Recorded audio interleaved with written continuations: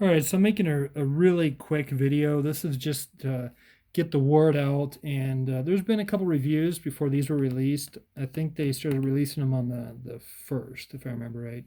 It's like the 30th or the first of this month.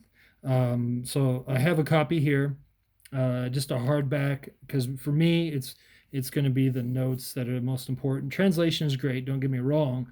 Um, I think the reason why the NET, which is this is called the New English Translation, the reason why it hasn't been used that much in more of a wide spectrum, like as pastors using it, as their main Bible for a church or something like that, is because it wasn't really as accessible as a hard copy of it until recently. Thomas Nelson came together with the people that produced the New English Translation, and then also came together, of course, like they do with a lot of their Bibles now, with 2K Denmark, and have come out with a mass-produced but done very, very well, as we'll see, version of the NET. So this is the 2019 updated edition. So it's kind of like not the second edition, not the first edition, but kind of like a 2.1 edition. So there's some added notes and references and stuff like that. But where this thing shines is if you're dealing with King James onlyists, or if you've come out of King James onlyism and you want to learn the issues, the real issues, the one that actually matter,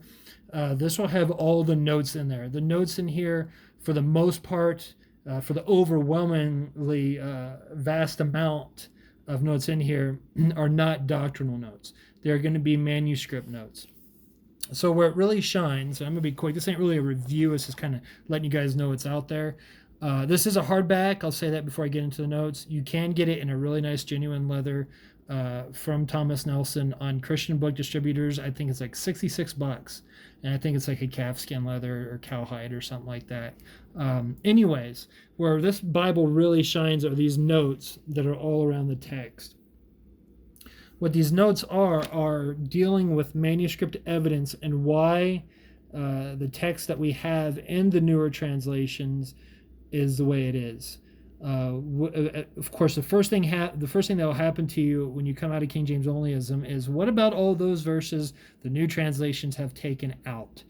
That's not the question that should be asked. What about all those verses that the King James Bible had inserted into the text? Now, did they do that purposely? No, they didn't do it purposely, but they're only working with a very, very small amount of manuscript evidence. Now that we have 5,000 plus manuscripts, we have a lot more manuscripts to be able to look at and use, and better manuscripts. That's why there's so many so-called verses missing in newer translations, is because scribes had the tendency of adding verses or words or sayings rather than retracting from the text. So it deals with all that. But this Bible just shines all the way through. You're going to have all the textual notes, reasons from professionals, not some King James onlyists that is in the middle of nowhere with thinking that ignorance is bliss. But you're going to have people that actually deal with this kind of stuff day to day, commenting on the text with real factual, historical, and manuscript evidence. So get you a copy. If you want it just for the information, like I did, just get you a hardback copy of it. But it's the NET Bible by Thomas Nelson, the full notes edition. And I think I said it before, but I'll say it again. Hardback's like $33. Genuine leather's like 60 something dollars. So this is something, of course, this is just a dust jacket on here, but it's a really nice gray cloth overboard for the hardback, and it would do yourself well to learn this material. So I hope that helps some people out there, and until next time, guys, good day. God bless.